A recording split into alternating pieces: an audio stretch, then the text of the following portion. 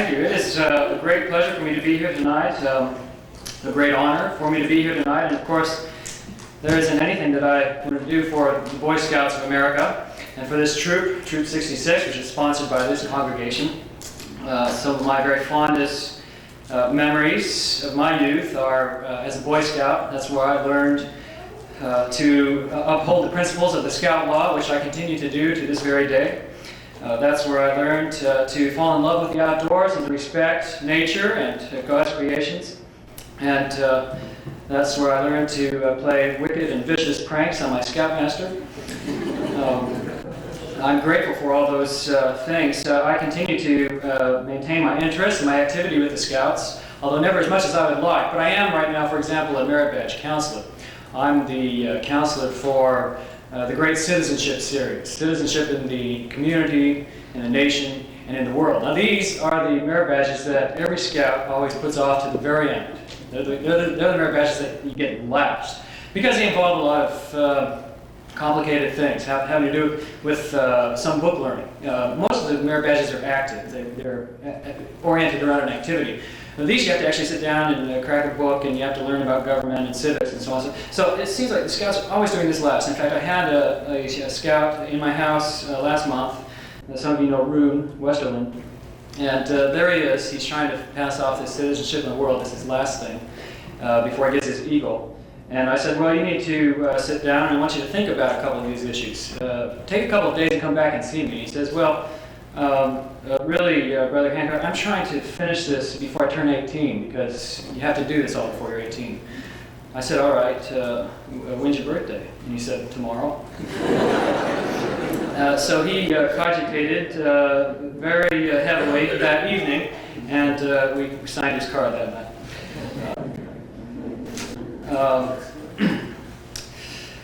The other thing that Scouts taught me was doing things yourself and doing it without too much supervision. That's obviously what has happened here tonight. I just got to look at, I've been out of town, but I just got to look at the flyer that apparently was out there. And I come to find out that I am a Hancock pianist and organist, which is very startling to me. Of course, I am quite renowned. I have relatives evenly displaced around the entire world, and they all speak of me. And my father carries my picture in his wallet, and he just got back from a trip to Russia, and he showed everybody my picture. So I do have a world reputation, it's true. My renown, however, tends to be centered mainly on the 800 block of Warren Way, which is where I live. And actually, bless their hearts, those boys have truly flattered me tonight, that's what I'm trying to say. I'd like to play now by a European composer, Northern European composer. His name is Hancock. And the name of this piece is The Winter Pastoral. Now, I was inspired to play this piece because I'm just getting back from the East Coast. I was in Connecticut on business. And my goodness, is it cold out there. You would not believe the cold. It's below zero. It's 30 degrees below zero. And I was stranded for a full 24 hours because they couldn't get the planes off the runway. Too much snow and ice. And so I was trying to think of a piece I could play that would capture that feeling. And that's what's happening with this piece. Hancock, of course, a Northern European, very used to the cold weather, and also very caught up in the traditions and the legends that surround the cold weather. Incidentally, it was such a treat to land here and come out and to see this. I mean, this warm weather. It's absolutely unbelievable. You wonder why anybody would ever leave a place like this. I came out and the people were in their shirt sleeves, and I started lecturing people about their good fortune. But anyway, Hancock is caught up in these winter traditions, gnomes and snow monsters and that sort of thing. So this is a piece that is filled with the appearance of gnomes and monsters, and you'll recognize it. You can't miss it. Also little icicles. You'll hear these shimmering little icicles that I'm trying to bring out of this organ. It's also a nice way of showing off our instrument. So I hope you enjoy this piece. You might as well.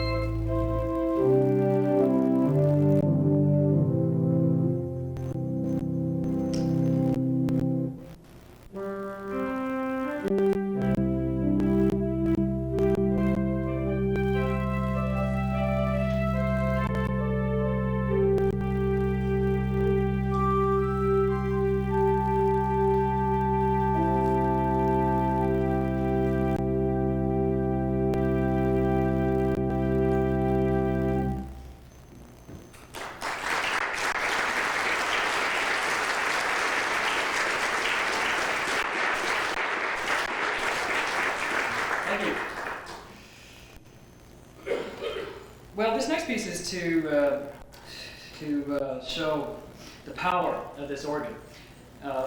We're very fortunate to have an organ in this building, incidentally. They don't always put a pipe organ in Mormon churches. Very often you'll find a Mormon church that has a small electronic organ, which suffices. But somehow we were fortunate to have this organ, and it was through the instrumentality of a small committee of people that were very dedicated, and even to the point of raising some money. So we're very fortunate to have this organ. And as organs go, this is a lovely, lovely instrument. It's built by the Schoenstein Company, which is right here in San Francisco, but has a national reputation. For example, the Tabernacle organ, the great Tabernacle organ in Salt Lake, was recently renovated and had some changes and alterations made, and Schoenstein was contracted to do that. He has some funny stories to tell about that incident. Ask me afterwards and I'll tell you about that. So we have this wonderful Schoenstein instrument here, and it occurred to me that maybe some of you would be interested in a few remarks, generally speaking, about organs and how they work. How does an organ work? Well, what you have actually is a collection of pipes. It's very simple. We have pipes, and they're mounted vertically the way you see. You see some in front, but in back here we have a whole host of others, numbering in the hundreds. And underneath these pipes, of course, is a little stop, and when that stop is opened by depressing a key, then the air rushes through, and you get the sound. You get this sound. So when you play an organ, most people think that you're playing a keyboard instrument as a member of, say, the piano family or something like that. And actually, that's not the case at all. When we play an organ, we are playing a wind instrument. So our closest relatives as organists are the clarinetists, the hornists, the flute players. This is the family to which the organ belongs. Now, back in the old days, they would accomplish this wind feature simply by building a bellows, and you would pump it. You'd have one of the choir boys out in back running this pump. For us, it would be one of the deacons. They'd be out in back doing this bellows. Well, with the onslaught of invention, they came up with the motors and so forth. And so we have mounted back here a nice motor, and when it turns on, you can hear it. It fires into life, and it sends this wonderful rush of air into the pipes, very regulated, completely controlled. And then we have mnemonic switches here at the keyboard. Those are electronic signals that send this message to the pipes to open at the right time. Of course, a real Baroque type organ would not have the electronic switches. They would have what they call tracker mechanisms, so that there literally would be a wire or cable running to each pipe. Every key has a cable that runs to the pipe and opens it up. This, of course, because of the playing this organ is very smooth, very neat, very elegant. It's like, I've always said, it's this kind of an organ is like playing, like driving a BMW. That's the kind of nifty touch that it has. Other organs, like the organ at the Stake Center, for example, that's more like playing, like driving a big recreational vehicle, something like that. So we have a very neat, very nifty instrument in this building, and I'm grateful to have it. It also has, for an instrument of this size, it has a remarkable range. It has a full set of strings. We'll talk about those in a minute. It has one reed, which I will try to utilize in this next piece, and then, of course, all of the foundations. By foundations, we mean just the basic bread and butter, the vanilla sounds that you would hear out of an organ, the diapasons, the flutes, and that sort of thing. So this is really a very fine instrument.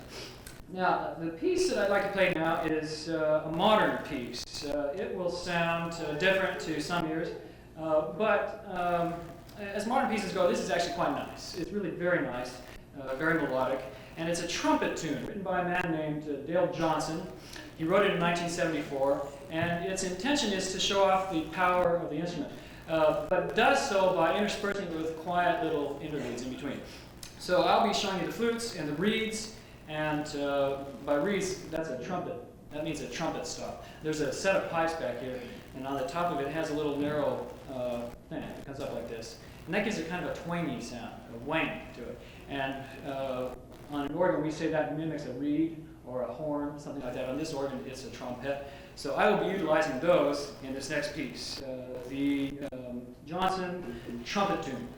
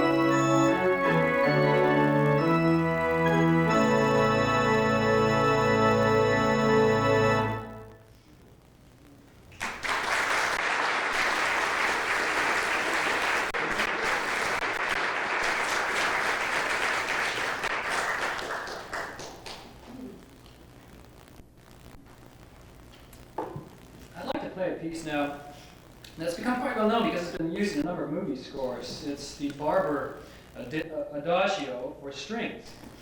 This piece was actually written for a string orchestra, actually for string quartet, and then he scored it for string orchestra.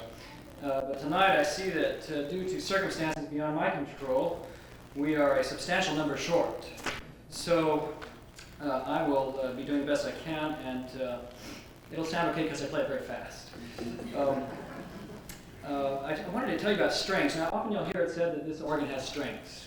And what could that possibly mean, strings? Well, the sound of a string orchestra, violins, violas, cellos, this is a sound to die for. It is an absolutely wonderful sound, and instrumentalists are always envious of this, the warmth and that lush quality. Organists especially have wanted this for themselves. So organ builders devised a way to mimic this sound. Now, what is it about the string sound that produces this warmth? Well, it turns out that the physics of this are really quite interesting. When you play a violin, of course, you send vibrations through the air. And when you have two violins playing together, then you have more vibrations going through. But what is not commonly understood is that two violins don't play in tune. They can't possibly be playing in perfect tune. One will be a little sharp, one will be flat. And so you send out two different sets of sound waves that collide in interesting ways and interact. And people versed in the technical side of this could be more intelligent about this than I am. But that's the phenomenon. And when you multiply that by, say, 50 string players, then all of a sudden the air is filled with this warmth, this unbelievable warmth of sound. And it's caused by this being out of tune. So the organist had this idea that we should create a rank of pipes. We'll call that the celeste, strings in French. And we will actually make that one flat. And then we'll have another rank, and we'll make that one sharp. And then we'll put the two together and add the tremolo and see what happens. And what happens is something that mimics that sound. Of course, it's not perfect, but it is a warm sound and a luscious sound. So when an organist sits down at the organ, it's always first things first. Let's hear the strings. How are they? And I'm happy to tell you that the strings on this instrument are really exquisite. More than most organs. I mean, I can think of only a handful of other organs that I've played that have strings that could rival this. I don't know how Schoenstein did it in this space, but here they are, a fantastic set of strings. So I'm going to play this piece, and I hope that you will join me in wallowing in this string sound. I'm going to show you how this works before I start out. Oh, incidentally, I brought this card up with me. This is a maintenance card. They leave these on the organ, and you're supposed to write little notes to the organ maker because he comes around. They tune it up every quarter and so forth. So here's a note right here from an organist. It says the swell stops are out of tune with each other. The bourdon and the viols, celeste, seems to be in a higher pitch than the other one. And then you get this frustrated note back from the organ maker that says they are intentionally tuned sharp with exclamation marks. So I'm happy to clear that up tonight.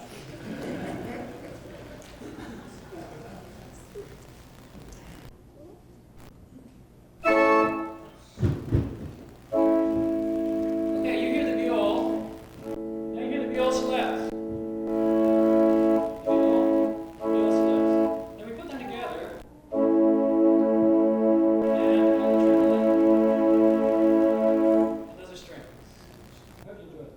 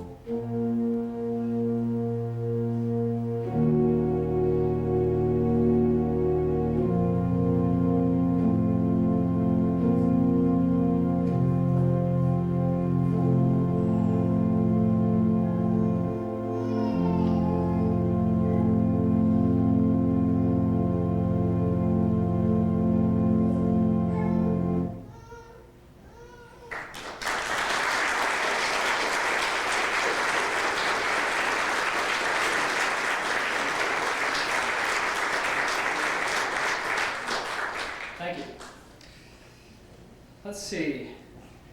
Finally, something by Bach. And then we'll take an intermission. And for those of you who come back, we'll have some things on the piano. Something by Bach, because Bach, of course, is the father of us all. He is the man who is responsible for so much of the development of Western music. He was certainly the king of the organ, and spent his life writing absolutely magnificent organ works that are still today being cataloged and discovered. Every organist owes profound gratitude and undying respect to this man who stands as a colossus over the field. So something by Bach. Now, fittingly enough, I'll play something simple by Bach. This is, in fact, one of his pieces that the scholarship has called quaint, cute, somewhat insubstantial as Bach goes. I take that as simply an example of how jaded the scholarship has become. I think it's a lovely piece, the Prelude in C major.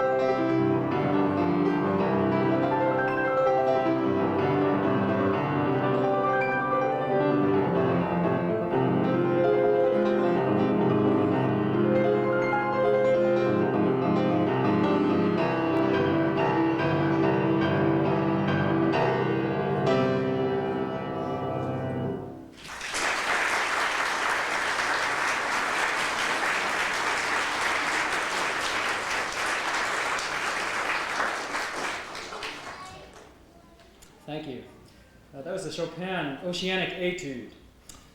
If Bach was the father of the organ, then Chopin would be the counterpart figure for the piano. He is the great poet of the piano, and in fact wrote exclusively for the piano, wrote for no other instrument. So that was one of his etudes, and his etudes are just studies. That's all they are. They're meant as pedagogical exercises. They were written to teach you something. In this case, it was to teach you how to do arpeggios. You might have noticed I played a couple. And this was Chopin's purpose. But the great thing about Chopin, this master composer, is that not only were his etudes good for the student, but they're also beautiful to listen to. Now, most etudes, if you've ever heard a Hanon etude or something, they're just these exercises. I hope you never have to hear a Hanon etude. But Chopin took the form and lifted it to this beautiful thing. So that's what we just heard, the Oceanic. It is supposed to mimic the incessant lap of waves on the seashore. Well, I'd like to play you something by Mendelssohn. Just a quiet, pretty little piece. This is a Venetian boat song. Anybody been to Venice here? Do we have any world travelers? Very nice. Well, as you know from my world reputation in Venice, this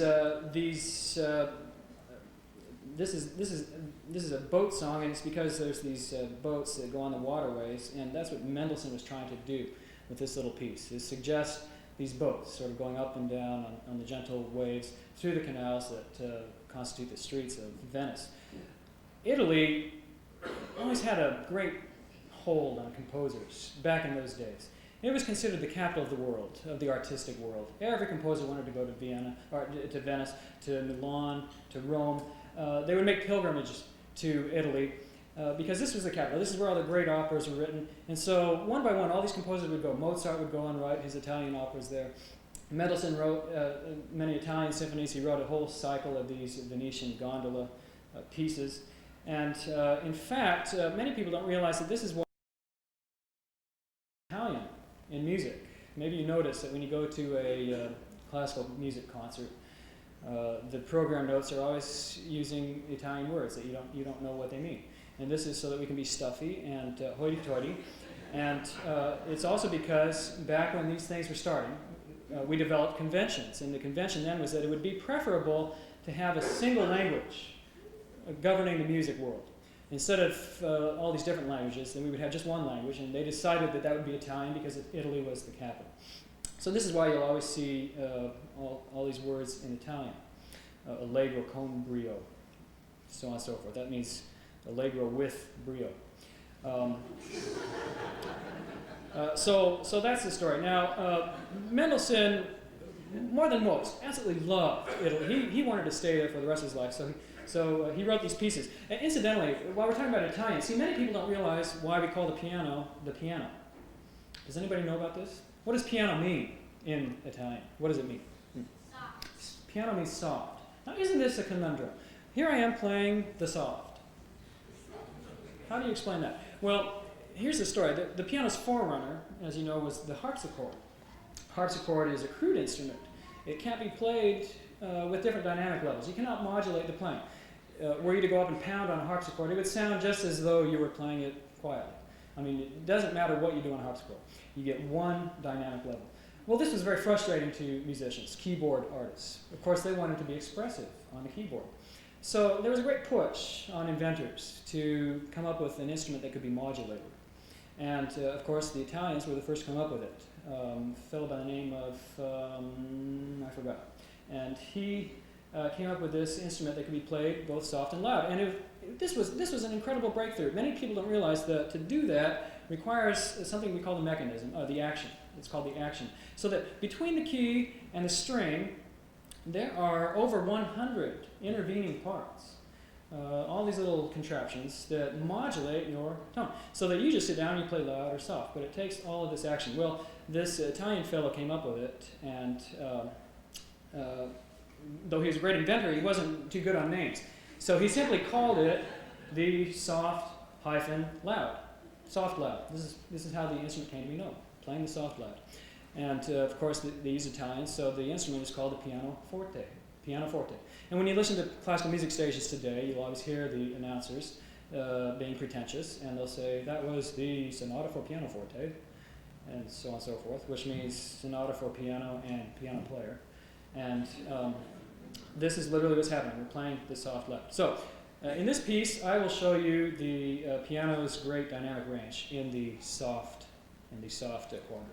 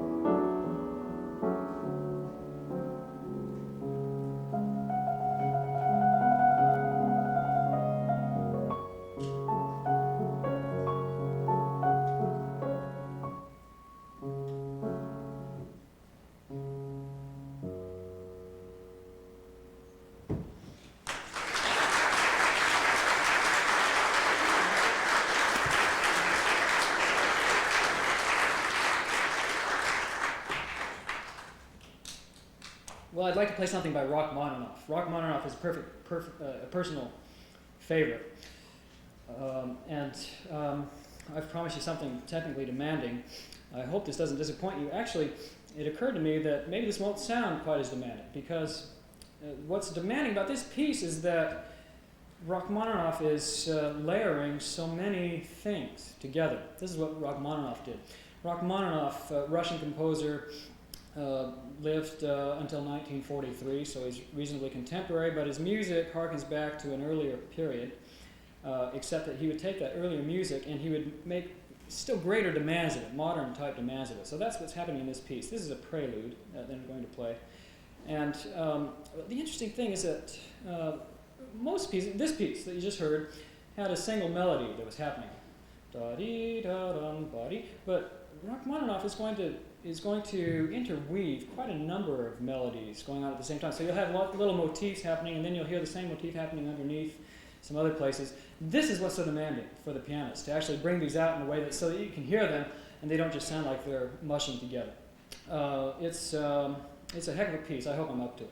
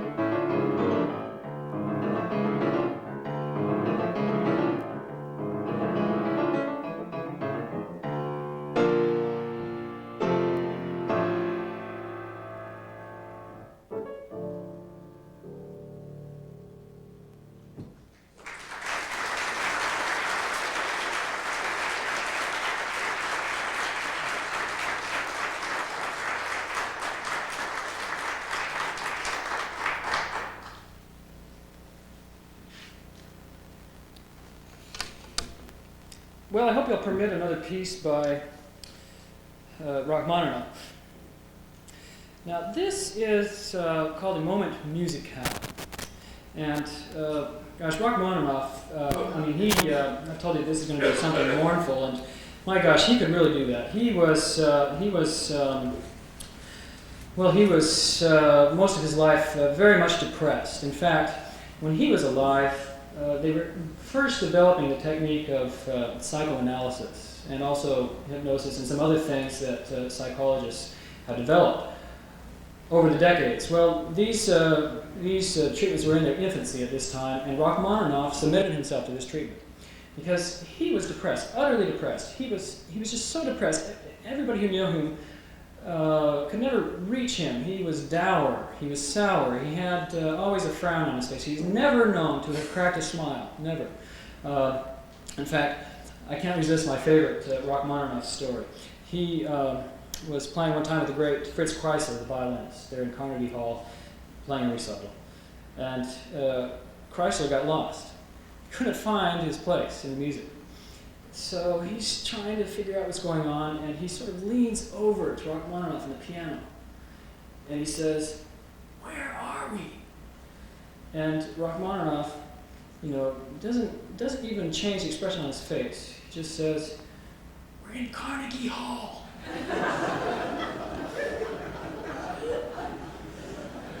So, this is the story of Rachmaninoff, and he experienced these depressions. And he actually decided that his first symphony was released and was a critical failure, absolutely panned. So this cast him in even worse depression, and he resolved that he would never write again. This is early in his career.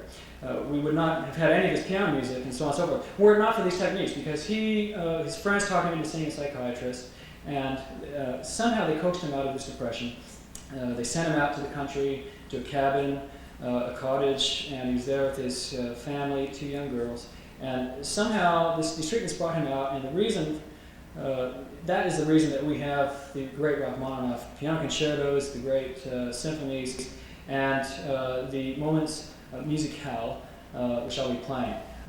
There were 6 of those. I will be playing one of them, the one I know, of course.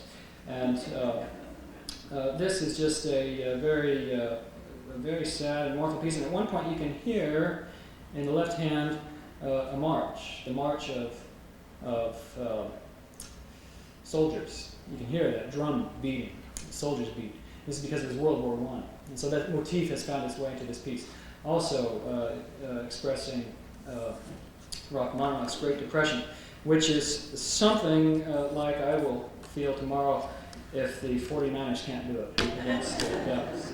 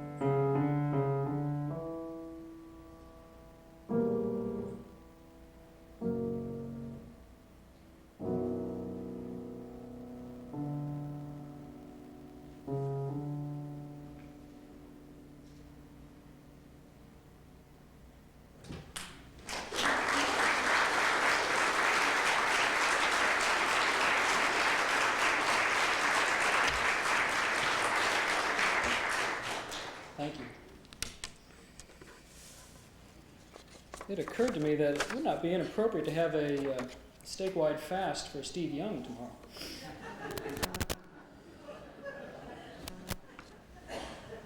Well, what do you think I get the most requests for? Any guesses? The last request was about 7 years ago, incidentally, and both people wanted this. Yes? Happy birthday to you. Oh, yeah, that's true. That's really true. Clair de Lune. People love Clair de Lune, myself included. This is a magnificent piece. So I will play you Clair de Lune. This is by the great French composer Debussy, who was an impressionist. So maybe just a word about impressionism. This is a movement that started in the art world. Up until then, we had portraiture and things like that. And then there was this idea that perhaps we didn't have to paint the painting exactly the way reality appeared, but we could start smudging it up, painting with splotches, and just giving a suggestion of the thing. So we have the great painters Monet and Monet and followed by Van Gogh and others. This is Impressionism, and of course, these people kept company in the salons in Paris and elsewhere of artists with composers. And Debussy was among these. And his work was greatly influenced by these people. So instead of carefully developed lines and melodies, what you get instead are fragments and some percussive sounds, some suggestive sounds. And I think Debussy mastered this. Ravel and others followed in his footsteps. But Debussy was truly the great impressionist. And Clair de Lune is easily his most famous piece. Many people do not know that Clair de Lune is only one of a suite of pieces. It's entitled the Suite Bergamasque, and it has 4 very interesting movements. And Clair de Lune is the third movement. I thought you would find it interesting to hear the piece that follows Clair de Lune in that suite. It's a little piece called Passe-Pied, which means dance. It's a kind of a dance. And I'm going to go right from Clair de Lune into the Passe-Pied. Now, I think you'll find the Passe-Pied interesting because it is written in perpetual motion. By that I mean that the left hand is set into this 4-note figure, which never stops. And in so doing, Debussy was making a tribute to Bach, who I played earlier. And when I played that Bach piece, did you notice how it never stopped? The rhythm is written in 16th notes, and those never stop. See, and this was the convention that governed Bach's writing. He was constrained to write that way. Debussy, of course, was not. But he thought it would be interesting to write a piece that was in perpetual motion, the way Bach had to do. And this is his impressionistic French twist to that. All right, Clair de Lune and the Passe-Pied.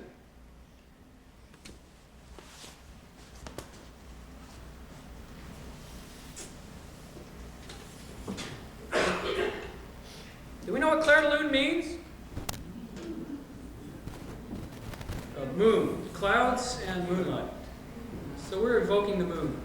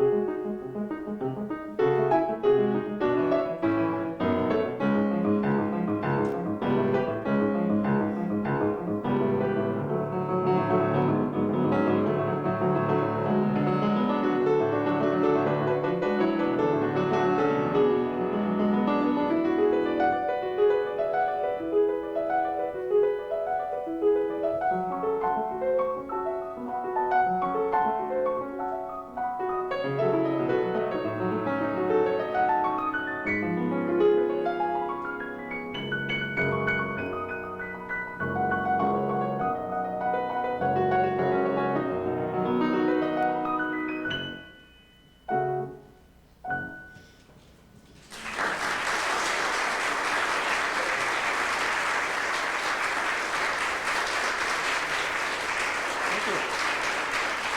Thank you.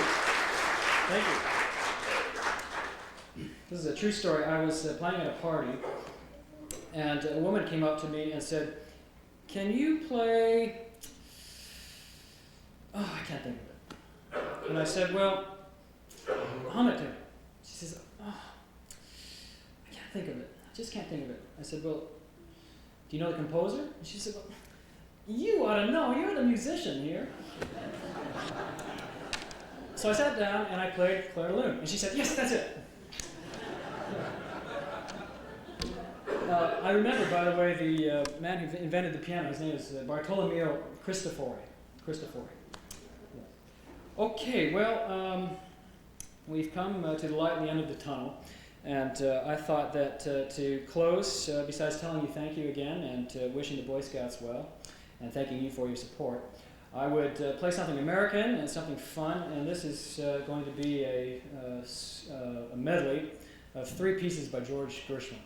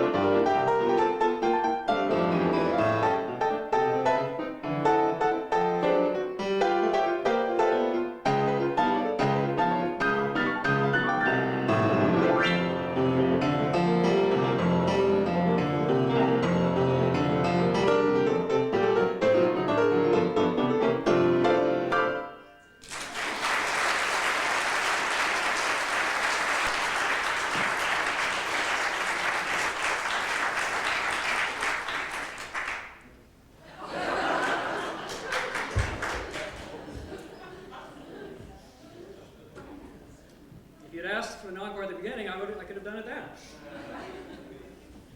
The Ritual Fire Dance by Manuel de Falla.